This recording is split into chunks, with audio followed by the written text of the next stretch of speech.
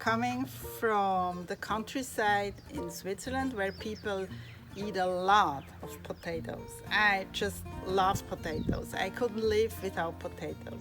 What we do now, we really replaced our potatoes by, I would say, 80% with breadfruit, and it's amazing. I'm Werner and we are proud owners of a 3-acre property with 19 breadfruit trees. Breadfruit is an interesting staple in our diet. We eat breadfruit almost daily.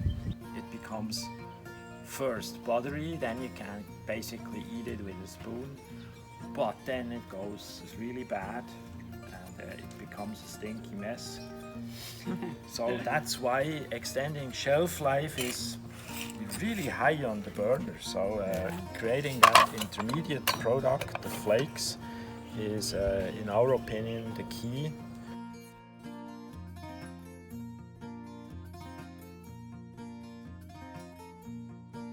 %60 of white flour and 40% of breadfruit flour.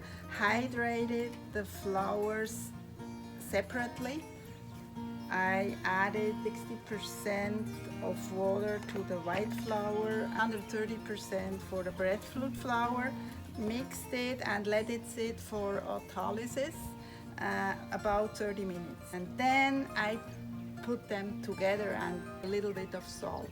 And then I worked everything together, let it sit for another half hour, and then every 30 minutes I folded the dough, let it sit for another 3 hours, and then the dough would be ready to bake. We heat our oven to 240 degrees Celsius and put in the Dutch oven as well. Just touch it with some flour, put in the dough, 3 cuts, on top a little bit of flour, and there we go.